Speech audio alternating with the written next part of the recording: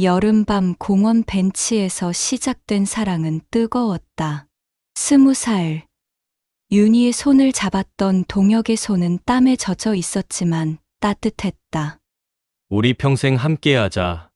그의 말은 진심이었다. 윤희는 믿었다. 가난했지만 행복했던 그때 세상은 둘만의 것 같았다. 하지만 임신 확인서를 받아든 순간부터 그 작은 행복에 균열이 생기기 시작했다. 괜찮아. 우리 결혼하면 돼. 동혁은 윤희의 손을 꼭 쥐며 말했다. 그의 눈빛에는 두려움과 결의가 뒤섞여 있었다. 윤희는 고개를 끄덕였다. 뱃속의 생명이 두렵기도 했지만 동혁과 함께라면 무엇이든 해낼 수 있을 것 같았다. 일주일 후 동혁은 떨리는 목소리로 전화를 걸어왔다. 우리 집에 와줄래? 부모님께 말씀드리려고.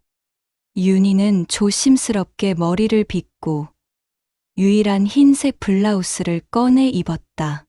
거울 속 자신의 모습이 너무 초라해 보였지만 사랑하는 사람의 부모님을 만나러 가는 길이었다. 설렘과 불안이 교차했다. 동혁의 집은 강남의 고급 주택가에 있었다. 정갈한 정원과 대리석 현관이 윤희를 압도했다. 현관문을 열고 들어서자 동혁의 어머니가 차갑게 앉아 있었다. 그녀의 눈빛은 마치 벌레를 보듯 날카로웠다. 앉으세요. 동혁의 아버지는 무표정했다. 법복을 벗어도 여전히 판사 같은 위엄이 느껴졌다. 윤희는 조심스럽게 자리에 앉으며 동혁을 바라봤지만 그는 고개를 들지 못했다.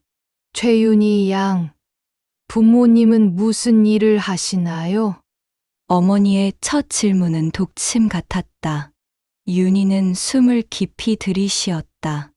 아버지는 돌아가셨고, 어머니는 식당에서 일하세요?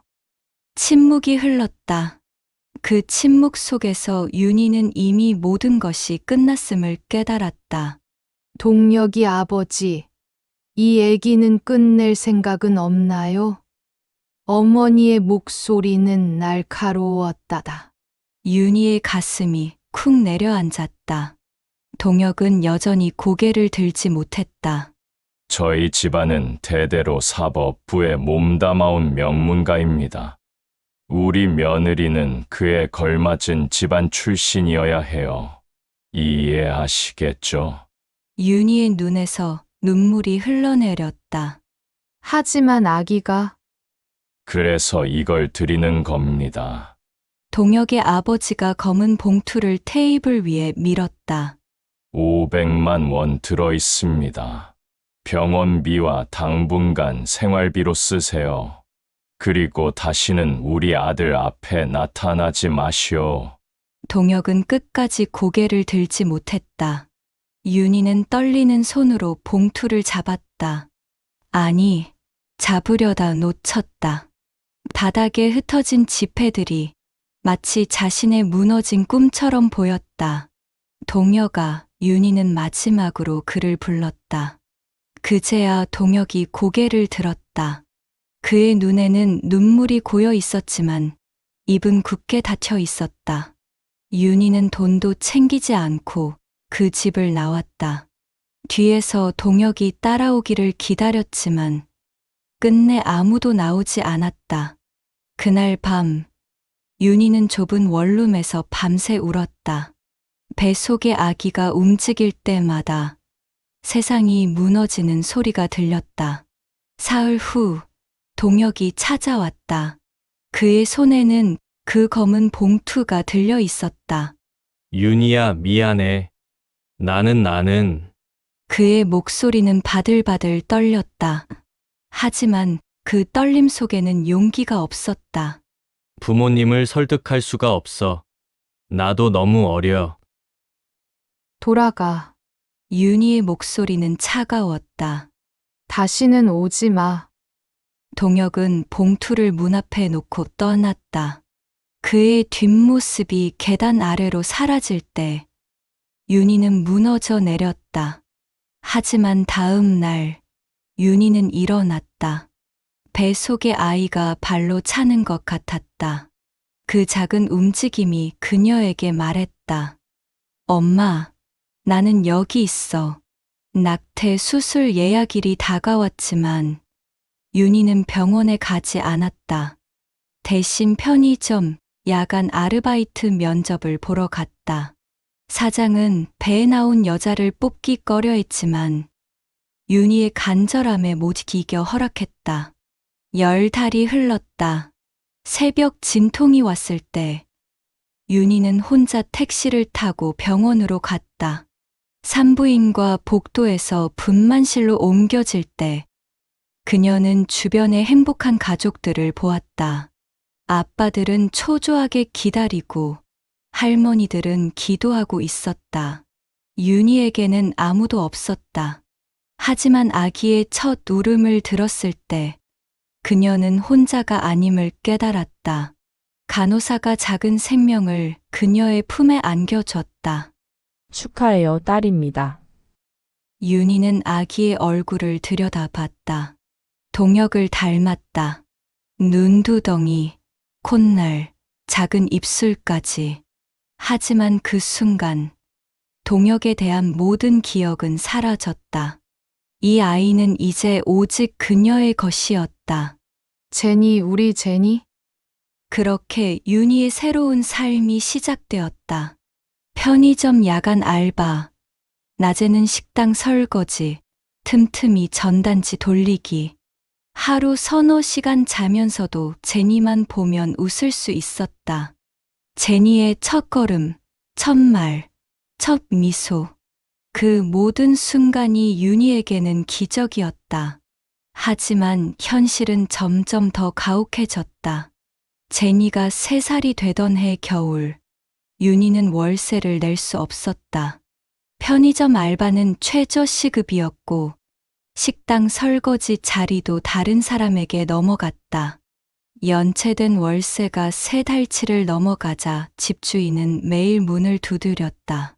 내일까지 안 내시면 짐 다 내놓을 겁니다. 그날 밤 윤희는 제니를 안고 얼어붙은 거리를 헤맸다. 찜질방이라도 가려 했지만 주머니엔 10,000원도 없었다. 편의점 앞에서 망설이던 그때 단골 손님이던 김경수가 다가왔다. 윤희 씨, 왜 그래요? 얼굴이 왜 그렇게 안 좋아요? 경수는 건설 현장 인부였지만 그래도 월급은 꼬박꼬박 받았다. 그는 윤희의 사정을 듣고 나서 망설임 없이 말했다. 우리 집으로 와요. 나 혼자 사는 투룸인데 한 방 비어 있어요. 월세는 나중에 여유 생기면 주면 되고. 윤희는 거절하려 했다. 하지만 품 안의 제니가 추위에 떨고 있었다. 아이의 작은 몸에서 전해지는 차가운 온기가 그녀의 마지막 자존심마저 무너뜨렸다. 정말 괜찮을까요? 괜찮죠. 그냥 도와주는 거예요. 경수는 상냥하게 웃었다. 그렇게 윤희는 경수의 집으로 들어갔다. 경수는 친절했다. 제니에게 장난감을 사주고 윤희가 늦게 들어오면 저녁을 차려놓기도 했다. 윤희는 조금씩 마음을 열었다. 혼자가 아니라는 것, 누군가에게 기댈 수 있다는 것이 이렇게 감사한 줄 몰랐다. 하지만 3달쯤 지났을 때 경수가 변하기 시작했다. 술을 마시고 들어오는 날이 잦아졌고 윤희에게 집세와 생활비를 요구했다. 내가 공짜로 먹여 살릴 줄 알았어? 윤희는 알았어야 했다. 그 상냥함 뒤에 숨겨진 본성을. 하지만 너무 지쳐 있었고 너무 의지하고 있었다. 갈 곳도 돌아갈 집도 없었다. 그래서 경수의 폭력을 견뎠다. 그 손이 곧 주먹이 될 줄 알면서도 처음엔 작은 욕설이었다. 그 다음엔 밀치는 것이었다. 그리고 어느 날 그의 주먹이 윤희의 볼을 강타했다. 내가 뭘 안다고. 경수는 술에 취하면 괴물이 됐다. 하지만 윤희는 떠나지 못했다. 경수 없이는 월세조차 낼 수 없었고 제니를 먹일 수 없었다. 그래서 견뎠다. 멍이 들고 늑골이 금 가고 입술이 찢어져도 견뎠다. 그러다 그날이 왔다. 6살 제니가 경수의 발길질에 벽으로 날아갔다. 아이의 비명이 공기를 갈랐다. 제니의 얼굴에서 피가 흘렀다. 그 순간 윤희는 주방으로 달려갔다. 손이 칼을 움켜쥐었다. 경수가 다시 제니에게 다가가는 순간 윤희는 뒤에서 그의 등을 찔렀다. 1번, 2번, 3번. 경수가 쓰러졌다. 피가 바닥에 퍼졌다. 윤희는 칼을 떨어뜨리고 제니를 안았다. 괜찮아. 엄마가 있어. 이제 괜찮아? 하지만 괜찮지 않았다. 이것은 시작일 뿐이었다. 법원 청사 계단을 오르는 윤희의 발걸음은 납덩이처럼 무거웠다. 수갑을 찬 손목이 욱신거렸지만 그것보다 더 아픈 건 제니와 헤어진 지 사흘째라는 사실이었다. 기자들의 카메라 플래시가 폭탄처럼 터졌다. 윤희는 고개를 숙였다. 셔터 소리가 귓가를 때렸지만 그녀는 그저 한 발 한 발 걸음을 옮길 뿐이었다. 법정 안은 숨이 막힐 듯 조용했다. 방청객들의 시선이 창끝처럼 날카로웠다. 어떤 이들은 동정 어린 눈빛을 보냈지만 대부분은 차갑게 얼어붙은 표정이었다. 살인자. 그녀는 이제 그렇게 불렸다. 피고인석에 앉으며 윤희는 천장을 올려다봤다. 하얀 형광등이 눈부셨다. 그 빛 속에서 제니의 얼굴이 어른거렸다. 보호시설로 끌려가던 제니의 울음소리가 귓가에 생생했다. 엄마. 엄마. 윤희는 입술을 깨물었다. 울면 안 됐다. 여기서 무너지면 제니를 다시 볼 수 없을 것 같았다. 재판장님 입장하십니다. 법정 문이 열리는 소리. 윤희는 본능적으로 고개를 들었다. 판사복을 입은 남자가 들어오고 있었다. 그의 걸음은 단호했고 어깨는 곧게 펴져 있었다. 그가 재판석 앞으로 다가오고 계단을 오르고 의자에 앉기 위해 몸을 돌리는 순간 세상이 멈췄다. 이동혁. 윤희의 입술이 떨렸다. 아니, 이럴 수가. 하필 이 사람이. 그녀의 눈은 그를 향한 채 얼어붙었다. 7년이 흘렀지만 그의 얼굴은 너무나 선명했다. 조금 더 깊어진 눈가의 주름, 더 날카로워진 턱선. 하지만 그 눈만큼은 여전했다. 동혁이 서류를 내려놓으며 시선을 들었다. 그리고 피고인석을 향했다. 그 순간 두 사람의 눈이 마주쳤다. 동혁의 손이 공중에서 멈췄다. 그가 잡으려던 서류가 바닥에 떨어졌지만 그는 듣지 못했다. 그의 눈동자가 크게 떨렸다. 입술이 벌어졌다가 다시 닫혔다. 윤희, 그의 머릿속이 하얗게 변했다. 저 여자는 저 사람은 꿈이어야 했다. 하지만 저 눈빛, 저 떨리는 입술, 저 창백한 얼굴은 너무나 생생했다. 윤희도 얼어붙어 있었다. 그녀는 눈을 깜빡일 수조차 없었다. 7년 동안 잊으려 했던, 증오하려 했던, 그리움에 울었던 그 얼굴. 이제 그는 판사복을 입고 자신을 심판할 자리에 앉아 있었다. 시간이 얼마나 흘렀을까? 법정 서기가 조심스럽게 다가왔다. 재판장님 서류가. 동혁이 화들짝 정신을 차렸다. 그는 급히 바닥에 떨어진 서류를 집어들었다. 손이 떨리고 있었다. 서류가 흔들렸다. 죄송합니다.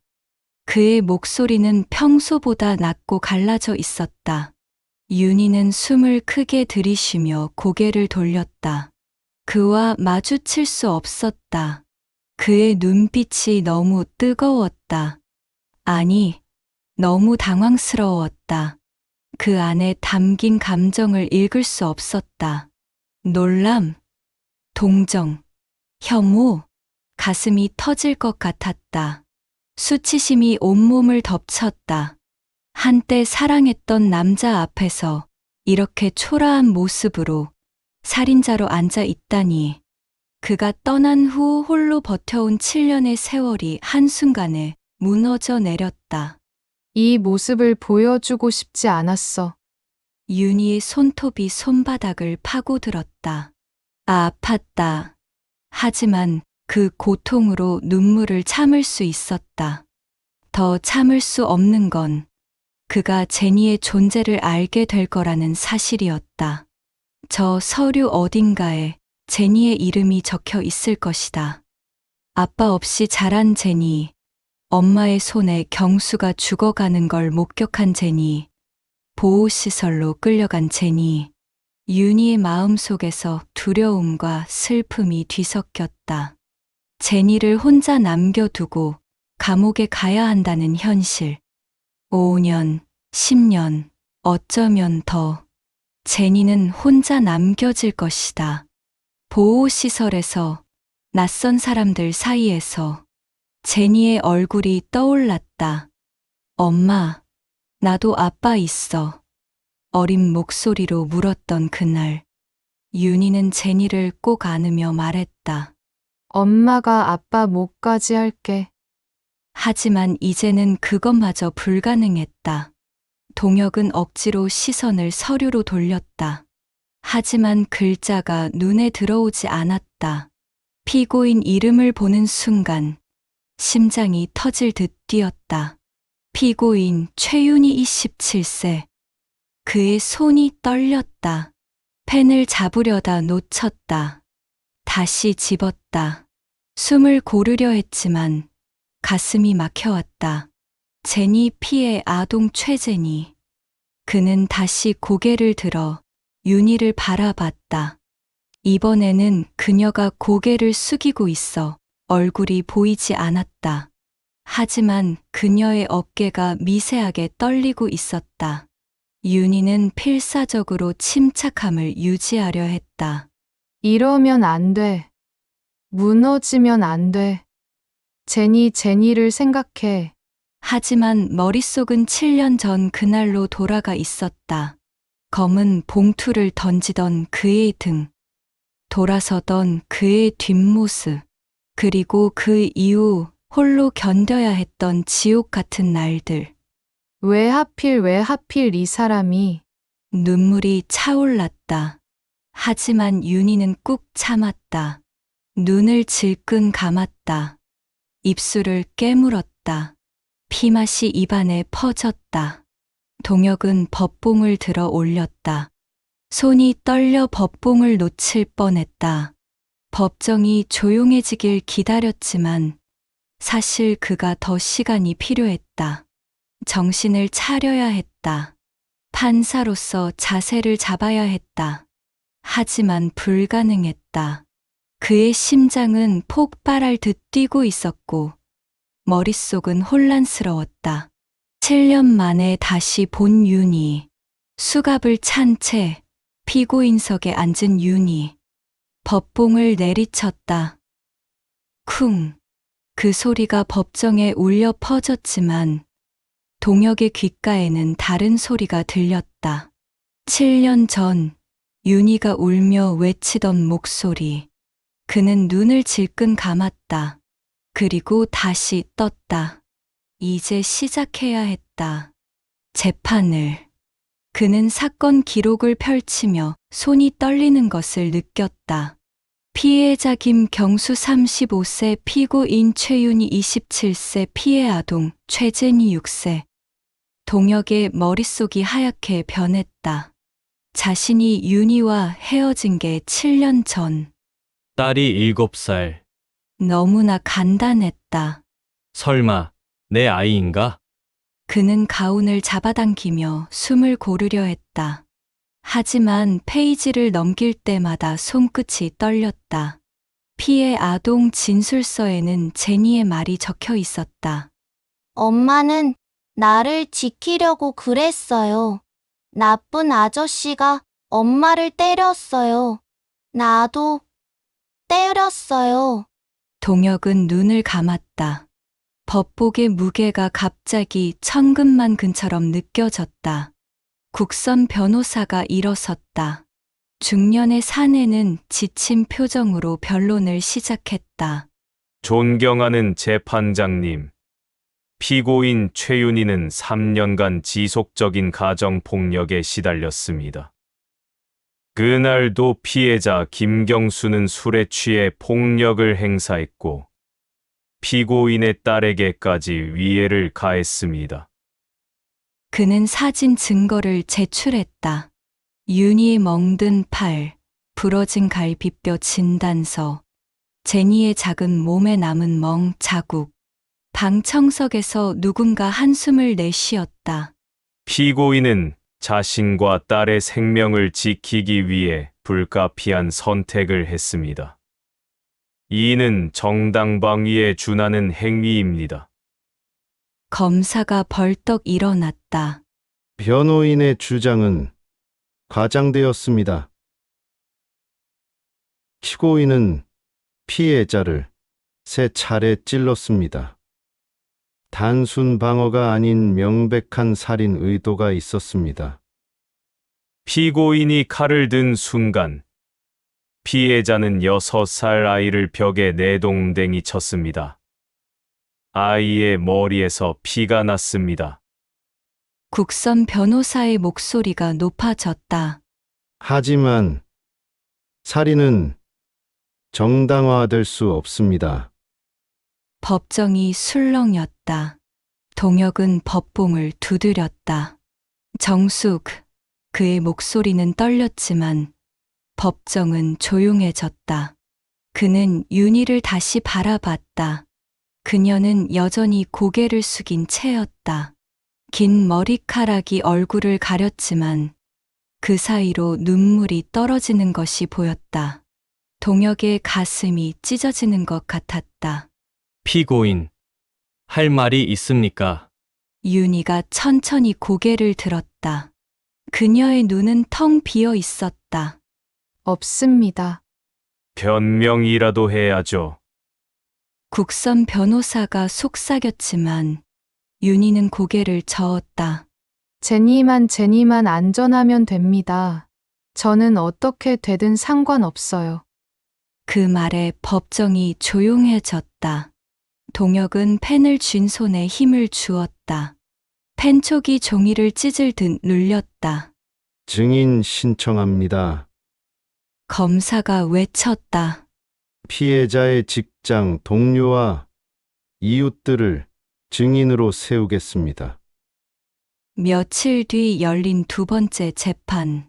증인석에 선 이웃 할머니가 말했다. 경수 씨는 평소에 착한 사람이었어요. 윤희 씨가 그 여자가 먼저 유혹했을 거예요. 술만 마시면 달라붙더라고. 윤희의 어깨가 떨렸다. 이해 있습니다. 국선 변호사가 벌떡 일어났다. 증인은 추측만 할 뿐 근거가 없습니다. 기각합니다. 동혁의 목소리는 단호했다. 그는 증인을 향해 날카로운 시선을 보냈다. 증인은 피고인과 피해자의 사생활을 직접 목격한 적이 있습니까? 그건 아니지만 없다면 추측성 발언은 삼가시기 바랍니다. 증인석에서 내려가십시오. 할머니가 당황하며 내려갔다. 윤희는 놀라서 동혁을 올려다봤다. 그의 얼굴은 무표정했지만 그 눈빛만은 뭔가 다른 것을 말하고 있었다. 재판이 끝나고 윤희가 호송차로 향할 때 동혁은 복도에서 그녀를 지켜봤다. 그녀의 작은 뒷모습이 점점 멀어졌다. 그의 손이 난간을 움켜쥐었다. 판사님, 법원 서기가 다가왔다. 다음 재판 일정 확인하시겠습니까? 잠시만. 동혁은 휴대폰을 꺼냈다. 떨리는 손으로 검색창에 입력했다. 아동보호시설 최재니. 검색 결과가 떴다. 한 지역신문 기사였다. 6세 제니. 친모 구속으로 시설 수용 매일 밤 엄마 찾아오러. 동혁은 휴대폰을 떨어뜨릴 뻔했다. 기사에는 흐릿한 사진이 있었다. 작은 아이가 창문 너머를 바라보는 뒷모습. 그는 주저앉을 뻔했다. 복도 벤치에 몸을 기댔다. 숨을 쉴 수가 없었다. 설마 정말 내 딸일까? 머릿속이 혼란스러웠다. 6살. 7년 전 헤어진 윤희. 계산은 맞아떨어졌다. 하지만 확신할 수 없었다. 윤희가 다른 남자를 만났을 수도 있었다. 아니, 만났을 것이다. 자신과 헤어진 후 7년이나 흘렀는데, 하지만 윤희의 눈빛이 떠올랐다. 법정에서 자신을 보았을 때 그녀가 보였던 그 복잡한 감정, 놀람, 두려움, 그리고 무언가 숨기려는 듯한 눈빛. 알려고 하지 않았던 걸까? 일부러 숨긴 걸까? 동혁의 가슴이 조여왔다. 만약 정말 자신의 딸이라면 7년 동안 자신은 아무것도 모른 채 살아왔고 윤희는 홀로 아이를 키우며 그 모든 고통을 견뎌왔다는 뜻이었다. 그날 밤 동혁은 책상 앞에 앉아 있었다. 윤희 사건 파일이 앞에 놓여 있었지만 펼칠 수가 없었다. 그는 7년 전 그날을 떠올렸다. 검은 봉투에 든 돈을 건네던 그 치욕스러운 순간. 윤희의 눈물, 그리고 자신의 비겁함. 제니 그는 중얼거렸다. 혹시 내가 내 딸인 걸까? 그의 눈에서 눈물이 떨어져 책상을 적셨다. 확신할 수 없었다. 하지만 그 불확실함이 오히려 더 그를 괴롭혔다. 알아야 했다. 진실을 알아야 했다. 법관의 눈물. 하지만 그는 더 이상 법관처럼 생각할 수 없었다. 그는 이제 어쩌면 한 아이의 아버지일지도 모르는 남자였다. 재판이 시작된 지 일주일이 지났다. 동혁은 밤마다 잠들 수 없었다. 침대에 누워도 천장만 바라볼 뿐이었다. 제니의 얼굴이 궁금했다. 흐릿한 뒷모습만 본 기사 사진으로는 아무것도 알 수 없었다. 내 딸일까? 아닐까? 그 질문은 그를 미치게 만들었다. 매일 아침 면도를 하다가 멈췄고 출근길에 차를 세우고 한숨을 내쉬었다. 법정에 서면 윤희를 봤고 그녀를 볼 때마다 물어보고 싶었다. 제니는 내 딸입니까? 하지만 입이 떨어지지 않았다. 판사가 피고인에게 사적인 질문을 할 수 없었다. 아니, 두려웠다. 아니라는 답을 듣는 것이, 혹은 그렇다는 답을 듣고 더 큰 죄책감에 무너지는 것이. 셋째 날 재판이 끝난 후 동혁은 국선 변호사를 불러 세웠다. 김 변호사님, 잠시 이야기 좀 할 수 있을까요? 중년의 변호사는 놀란 표정으로 뒤를 돌아봤다. 재판장님께서 저를 찾으시다니. 사적인 부탁입니다. 동혁의 목소리는 낮고 무거웠다. 피고인 최윤희 씨에 대해 개인적으로 알고 싶은 게 있습니다. 김 변호사의 눈이 커졌다. 그건 부적절한 것 아닙니까? 알고 있습니다. 동혁은 눈을 감았다. 하지만 부탁드립니다.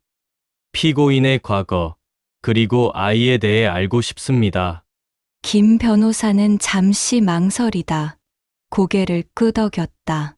사실 윤희 씨 사건을 맡으면서 많이 안타까웠습니다. 그 여자는 정말 아이만을 위해 살았던 것 같습니다. 자세히 말씀해 주시겠습니까? 카페 구석 자리에 마주 앉았다. 김 변호사는 한숨을 쉬었다. 윤희 씨는 7년 전부터 혼자였습니다. 아이를 임신했지만 아이 아버지는 떠났다고 하더군요. 그래서 혼자 제니를 낳고 키웠습니다. 동혁의 손이 커피잔을 움켜쥐었다. 잔이 흔들렸다. 처음엔 편의점 야간 알바를 했고, 낮에는 식당에서 설거지를 했습니다. 하루에 서너 시간 자면서요. 친구들 말로는 윤희 씨가 제니 이야기만 하면 눈빛이 살아났다고 합니다. 김 변호사는 파일을 꺼냈다. 거기에는 윤희의 친구들 진술서가 있었다. 윤희는 제니한테 항상 미안하다고 했어요. 좋은 옷, 좋은 음식 사주지 못한다고. 하지만 제니는 늘 웃었어요. 엄마를 사랑했으니까요. 동혁의 눈에 눈물이 맺혔다. 그는 고개를 돌려 창밖을 바라봤다. 그러다 김경수를 만났습니다. 윤희 씨는 사랑해서가 아니라 살기 위해 그 남자 집으로 들어갔습니다. 월세를 낼 수 없었거든요. 겨울이었고 제니는 추위에 떨고 있었습니다. 그리고 폭력이 시작됐군요. 동혁의 목소리가 떨렸다. 네, 처음엔 윤희 씨에게만 손을 댔습니다. 그녀는 견뎠습니다. 갈 곳이 없었으니까요. 하지만 그날 밤, 경수가 제니를 때렸을 때, 김 변호사는 말을 잊지 못했다. 그도 아이의 아버지였다. 윤희 씨는 제니를 지키기 위해 칼을 들었습니다. 제니가 보는 앞에서 말입니다. 그게 얼마나 끔찍한 선택이었겠습니까? 하지만 그 순간, 그녀에게는 다른 선택지가 없었습니다. 동혁은 손으로 얼굴을 감싸 쥐었다. 숨이 막혔다. 재판장님, 죄송하지만 왜 이런 걸 물어보시는 겁니까? 동혁은 대답하지 않았다. 대답할 수 없었다. 다음 날, 동혁은 아동보호시설을 찾았다. 법복 대신 평상복을 입고 선글라스를 쓴 채였다. 시설 정문 앞에서 한참을 망설였다. 들어가면 안 돼. 이건 직권남용이야. 하지만 발은 저절로 움직였다. 리셉션 데스크에 다가갔다. 최젠이라는 아이를 찾아왔는데요. 직원이 눈을 치켜떴다. 제니 어머니 관계자이십니까? 네, 아니. 변호사입니다. 사건 관련 조사 차원에서 아이를 만나보려고요. 거짓말이었다. 하지만 동혁은 물러설 수 없었다. 신분증 보여주시겠습니까? 동혁이 신분증을 꺼내는 순간 복도 끝에서 아이의 울음소리가 들렸다. 엄마. 엄마. 심장이 멎는 줄 알았다. 동혁은 본능적으로 그쪽을 바라봤다. 복도 끝, 한 직원이 작은 여자아이를 달래고 있었다. 긴 머리, 작은 체구, 그리고 울음을 터뜨리는 그 모습. 동혁은 한 걸음 다가가려다 멈췄다. 다리의 힘이 풀렸다. 저 아이가 제니? 아이가 고개를 돌렸다. 그리고 잠시 동혁을 바라봤다. 큰 눈, 작은 코, 떨리는 입술. 그 순간 동혁은 숨을 멈췄다. 내가 저 눈을 알아.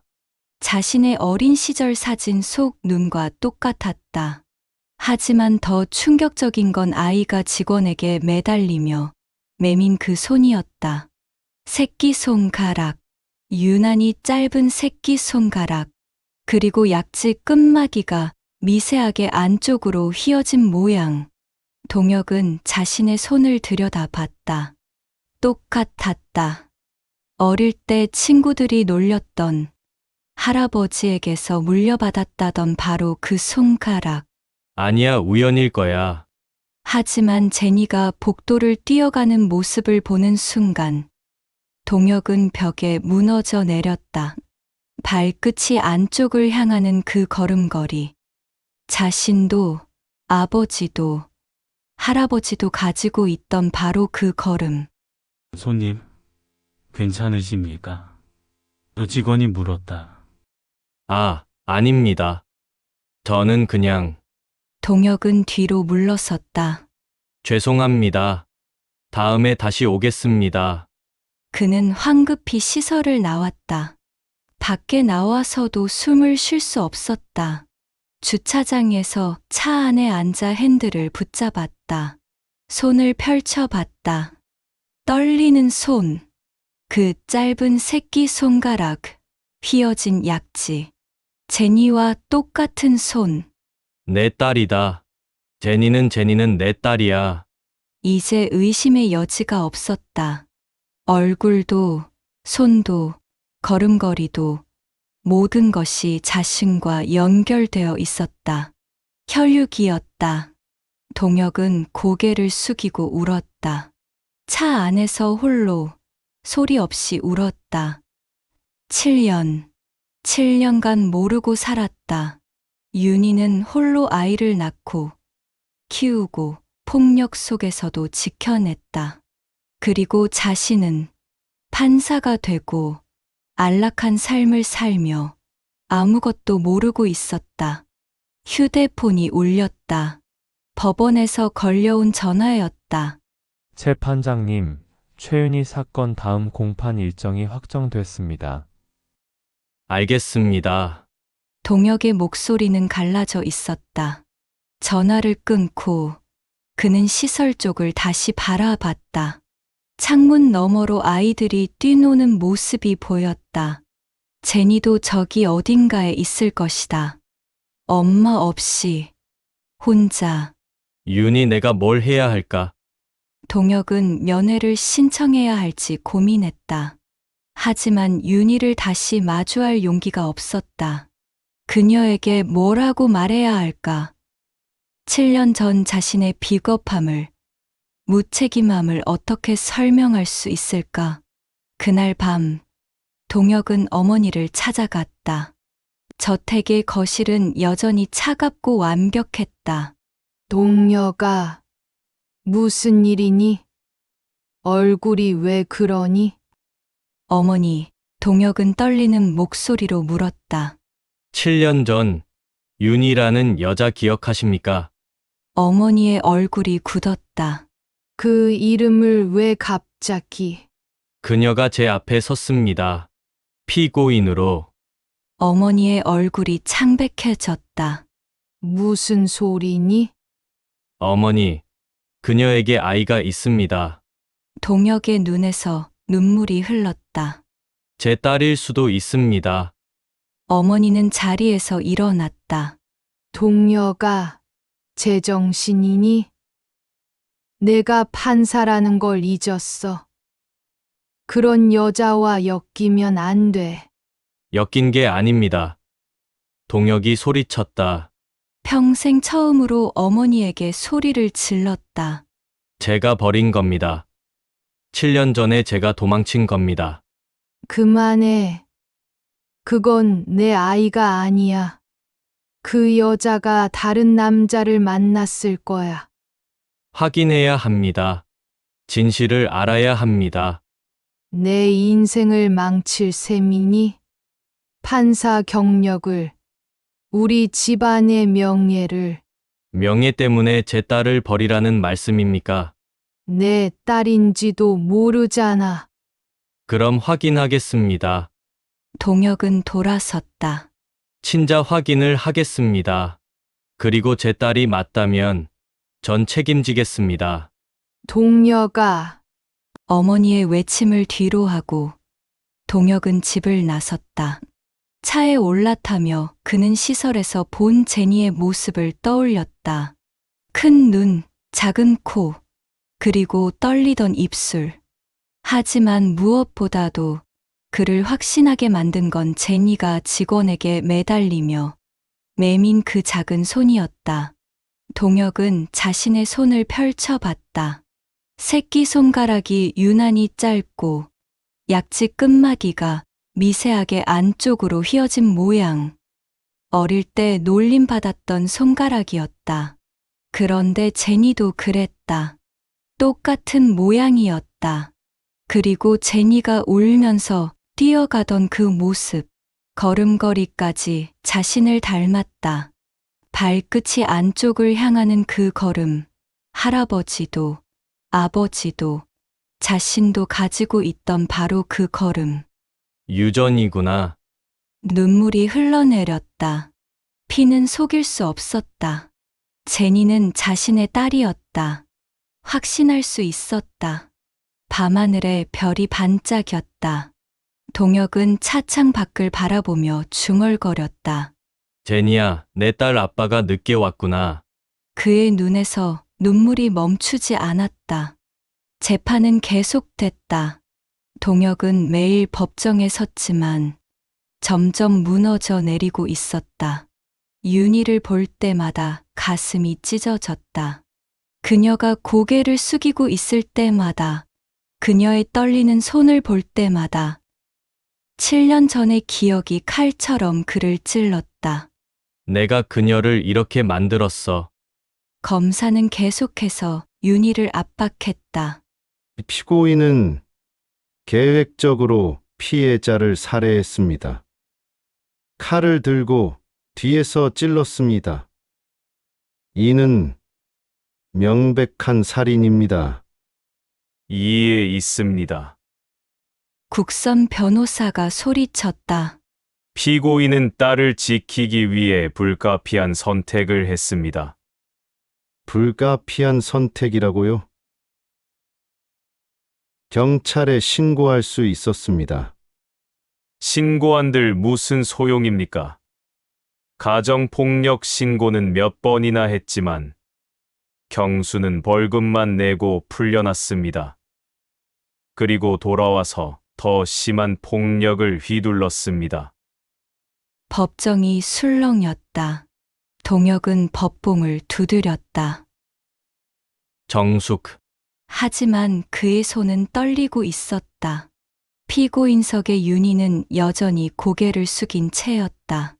그녀의 어깨가 미세하게 떨렸다. 재판 후, 동혁은 자신의 집무실에 앉아 서류를 펼쳤다. 가정폭력 신고 기록이 있었다. 3번. 윤희는 3번이나 경찰에 신고했다. 하지만 매번 경수는 벌금을 내고 풀려났고 신고 기록만 남았을 뿐이었다. 동혁은 주먹으로 책상을 내리쳤다. 제길. 그날 밤, 동혁은 또다시 제니를 보러 갔다. 이번에는 시설 정원에서 멀리서 지켜봤다. 제니는 다른 아이들과 함께 놀고 있었지만 웃지 않았다. 그저 멍하니 그네를 타고 있을 뿐이었다. 한 아이가 다가왔다. 제니야, 같이 놀자. 제니는 고개를 저었다. 엄마가 올 거야. 기다려야 해. 동혁의 가슴이 무너져 내렸다. 저 작은 아이는 아직도 엄마가 돌아올 거라 믿고 있었다. 매일 기다리고 있었다. 윤희 제니는 널 기다리고 있어. 동혁은 울컥했다. 하지만 다가갈 수 없었다. 자신은 판사였다. 공정해야 했다. 감정에 휘둘려선 안 됐다. 하지만 그건 불가능했다. 이미 그의 마음은 윤희와 제니 쪽으로 기울어 있었다. 최종 변론의 날이 다가왔다. 법정은 긴장으로 가득 찼다. 기자들이 몰려들었고 방청객들은 숨죽이며 기다렸다. 검사가 일어섰다. 존경하는 재판장님, 이 사건은 명백한 살인입니다. 피고인은 피해자를 세 차례 찔러 사망에 이르게 했습니다. 정당방위의 범위를 벗어난 과잉방어입니다. 징역 12년을 구형합니다. 12년. 윤희의 몸이 흔들렸다. 12년이면 제니는 18살이 된다. 성인이 된다. 엄마 없이. 국선 변호사가 일어섰다. 재판장님, 피고인은 3년간 지속적인 가정폭력에 시달렸습니다. 그날도 피해자는 술에 취해 폭력을 행사했고 6살 딸에게까지 폭력을 가했습니다. 피고인은 딸의 생명을 지키기 위해 불가피한 선택을 했습니다. 그는 사진 증거를 다시 제출했다. 제니의 작은 몸에 남은 멍, 윤희의 부러진 갈비뼈 사진, 피로 얼룩진 현장 사진. 피고인은 가해자가 아닙니다. 생존자입니다. 딸을 지키기 위해 싸운 어머니입니다. 방청객 사이에서 흐느낌이 들렸다. 누군가 말했다. 저 여자 불쌍해. 동혁은 윤희를 바라봤다. 그녀는 여전히 고개를 숙이고 있었다. 눈물이 바닥에 떨어지고 있었다. 피고인, 마지막으로 할 말이 있습니까? 동혁의 목소리는 떨렸다. 윤희가 천천히 고개를 들었다. 그녀의 눈은 붉게 충혈되어 있었다. 그녀는 동혁을 똑바로 바라보며 말했다. 제니는 밤마다 울어요. 제가 없으면 누가 제니를 안아줄까요? 윤희의 눈물이 흘러내렸다. 저는 제니의 엄마입니다. 제 형량이 아무리 길어도 상관없어요. 하지만 제발 제니만큼은 혼자 두지 말아주세요. 동혁의 손이 떨렸다. 펜이 손가락 사이로 떨어졌다. 제니에게 전해주세요. 엄마는 항상 제니를 사랑한다고. 비록 함께 있지 못해도 엄마는 항상 제니 곁에 있다고. 윤희는 더 이상 말을 잇지 못했다. 그녀는 고개를 숙이고 흐느꼈다. 동혁은 눈을 감았다. 눈물을 참으려 했지만 불가능했다. 그의 눈에서도 눈물이 흘러내렸다. 휴정합니다. 그의 목소리는 갈라져 있었다. 법봉을 내리치는 손이 떨렸다. 법정이 비었다. 동혁은 혼자 재판석에 앉아 있었다. 판결문을 써야 했다. 하지만 펜을 들 수가 없었다. 12년을 선고하면 제니는 엄마 없이 자란다. 5년을 선고하면 여전히 제니는 오랜 시간을 기다려야 한다. 집행유예를 주면 여론이 들끓을 것이다. 자신의 경력은 끝날 것이다. 하지만 그게 중요한가? 동혁은 윤희의 사건 기록을 다시 펼쳤다. 가정폭력 신고 기록, 병원 진단서, 제니의 진술서. 모든 증거가 윤희의 편에 서 있었다. 그리고 무엇보다 그녀는 제니의 엄마였다. 자신의 딸 엄마였다. 나는 판사야. 공정해야 해. 하지만 동시에 그는 아버지이기도 했다. 7년간 모르고 살았던 이제야 깨달은 아버지. 며칠 후 최종 선고의 날이 왔다. 법정은 사람들로 가득 찼다. 모두가 숨죽이며 동혁을 바라봤다. 동혁은 판결문을 들었다. 손이 떨렸다. 하지만 그는 침착하게 읽기 시작했다. 피고인 최윤희에 대한 판결을 선고한다. 윤희는 떨리는 눈으로 동혁을 바라봤다. 본 재판부는 피고인이 지속적인 가정폭력에 시달렸으며 그날도 생명의 위협을 느꼈다는 점을 인정한다. 특히 피고인의 딸에게까지 폭력이 가해진 상황에서 피고인은 어머니로서 딸을 보호하기 위한 불가피한 선택을 했다고 판단한다. 법정이 술렁였다. 검사가 자리에서 일어서려 했다. 피고인에게 징역 5년을 선고한다. 법봉을 내리쳤다. 쿵. 윤희는 그 자리에 무너졌다. 5년. 12년보다는 짧았지만 여전히 긴 시간이었다. 제니가 11살이 될 때까지 법정이 소란스러워졌다. 솜방망이 쳐버리다. 너무 가볍다. 하지만 어떤 이들은 눈물을 흘렸다. 그래도 다행이야. 동혁은 윤희를 바라봤다. 그녀는 고개를 숙이고 울고 있었다. 안도인지 절망인지 알 수 없는 눈물이었다. 피고인에게 고한다. 동혁의 목소리가 법정에 울렸다. 당신의 선택은 어머니로서 불가피했지만 생명을 빼앗은 것은 엄중한 죄다. 이 시간 동안 깊이 참회하길 바란다. 동혁은 잠시 말을 멈췄다. 그리고 낮은 목소리로 덧붙였다. 그리고 딸은 잘 지낼 것이다. 누군가 반드시 지켜줄 것이다. 윤희가 고개를 들었다. 동혁과 눈이 마주쳤다. 그 순간 두 사람은 말없이 모든 것을 이해했다. 윤희의 눈에서 새로운 눈물이 흘러내렸다. 재판이 끝났다. 동혁은 법복을 벗으며 창밖을 바라봤다. 저 멀리 아동보호시설이 있는 쪽을 향해. 제니야, 아빠가 지킬게. 약속할게. 그의 손이 창문에 닿았다. 차갑지만 단단한 유리였다. 마치 자신의 결심처럼. 선고 후 일주일이 지났다. 동혁은 매일 밤 잠들지 못했다. 윤희를 만나야 한다는 생각뿐이었다. 하지만 용기가 나지 않았다. 7년 전 자신의 비겁함, 윤희가 홀로 견뎌야 했던 고통, 그리고 자신이 모르고 살았던 제니. 뭐라고 말해야 할까? 그는 거울 앞에 섰다.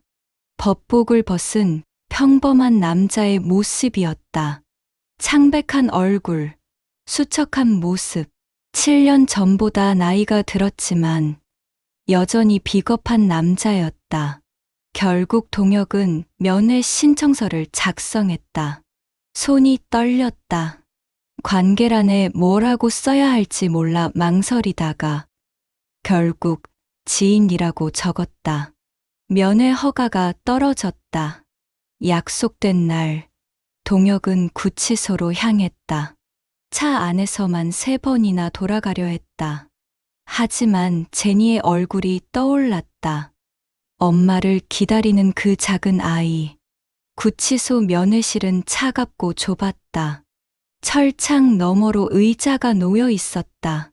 동혁은 떨리는 다리로 앉았다. 심장이 미친 듯이 뛰었다. 문이 열렸다. 수감복을 입은 윤희가 들어왔다. 그녀는 동혁을 보는 순간 얼어붙었다. 발걸음이 멈췄다. 교도관이 말했다. 앉으세요. 윤희는 천천히 의자에 앉았다. 고개를 들지 못했다. 동혁도 마찬가지였다. 두 사람 사이로 침묵이 흘렀다.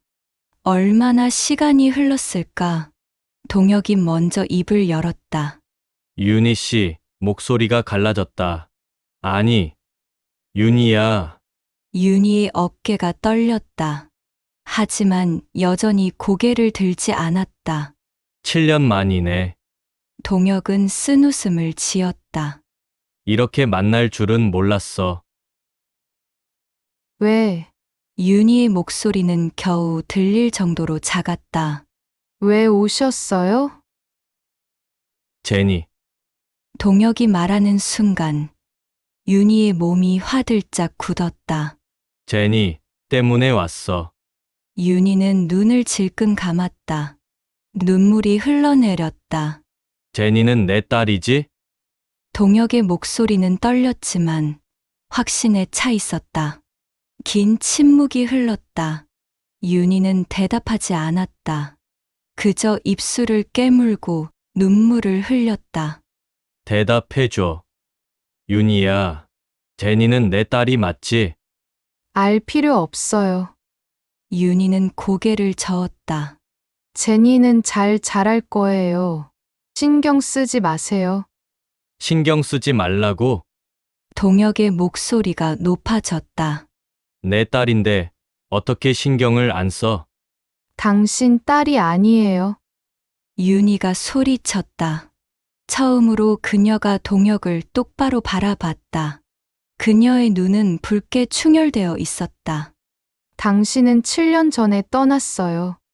돈을 던지고 떠났어요.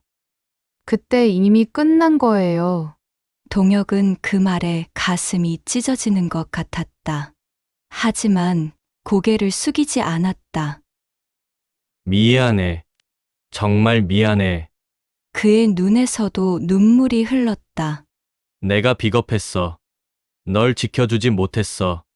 용서해달라는 말은 하지 않을게.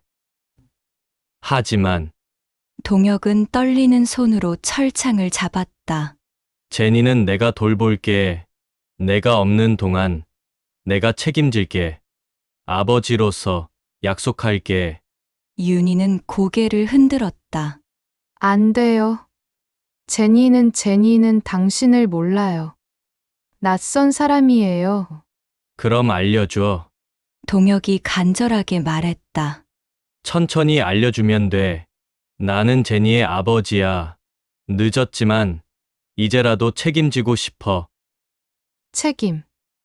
윤희의 목소리가 떨렸다. 7년이나 지나서요? 동혁은 그 말에 가슴이 찢어지는 것 같았다. 미안해, 정말 미안해. 그는 고개를 숙였다. 하지만 이제라도 제니 곁에 있고 싶어. 제발 기회를 줘. 윤희는 얼굴을 손으로 가렸다. 그리고 흐느꼈다. 목이 메어 말이 나오지 않았다. 얼마나 시간이 흘렀을까?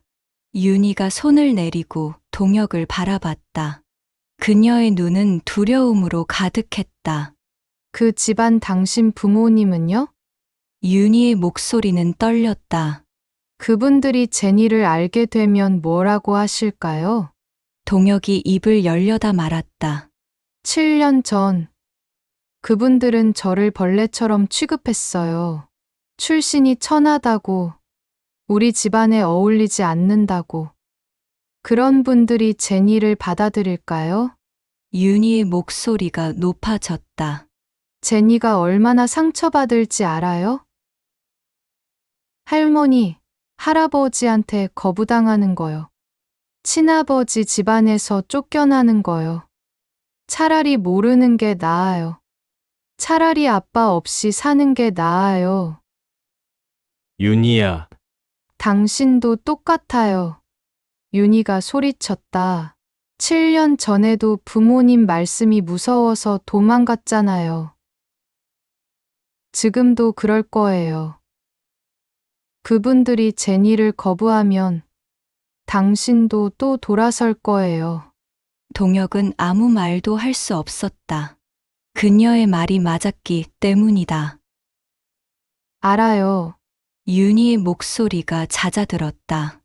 제니를 맡길 사람이 없다는 거. 시설에 계속 있어야 한다는 거. 5년 동안.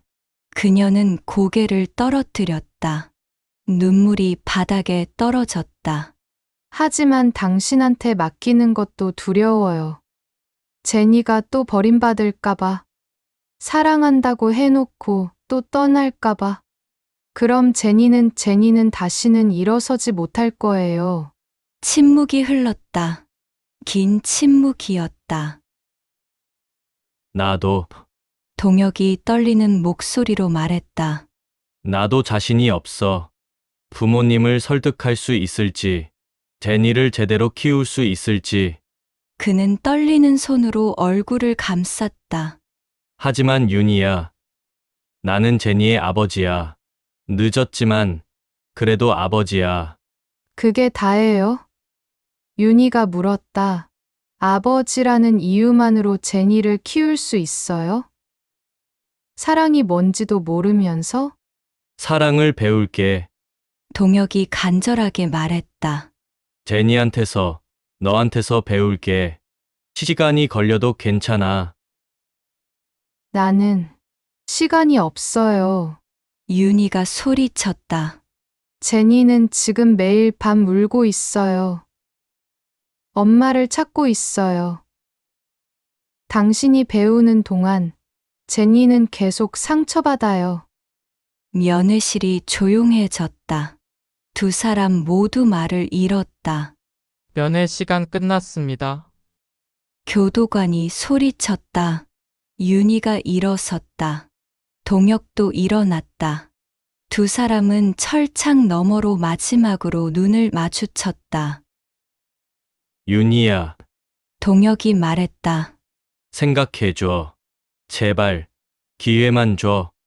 윤희는 대답하지 않았다. 고개를 돌리고 문 쪽으로 걸어갔다. 그러다 잠시 멈춰 섰다. 제니는 그녀가 뒤돌아보지 않은 채 말했다. 제니는 작은 손가락이 짧아요. 당신처럼요.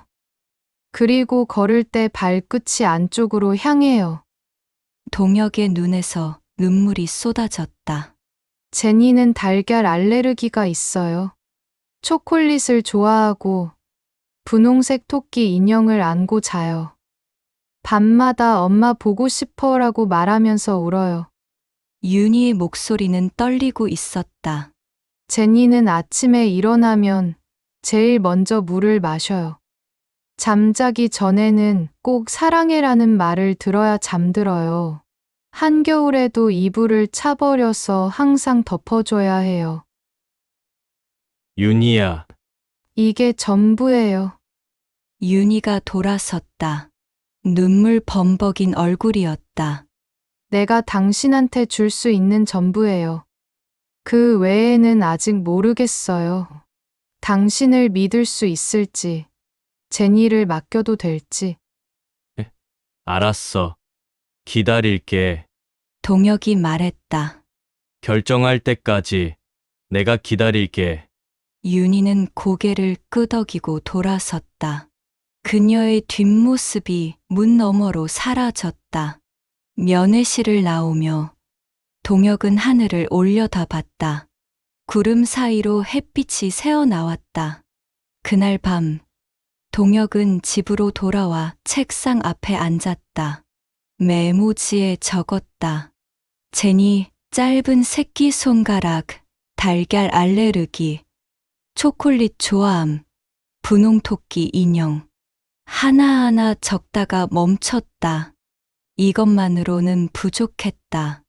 아버지가 되기에는 너무나 부족했다. 하지만 포기할 수는 없었다. 동혁은 창밖을 바라봤다. 저 멀리 어딘가에 제니가 있었다. 엄마를 기다리는 그의 딸이. 제니야, 아빠는 여기 있어. 준비하고 있어.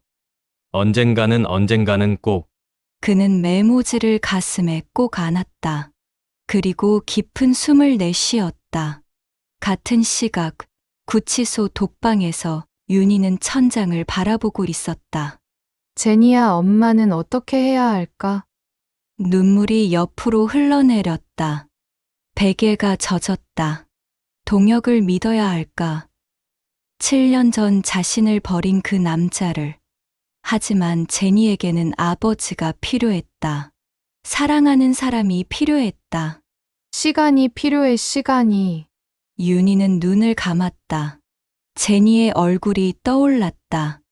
웃는 얼굴, 울고 있는 얼굴.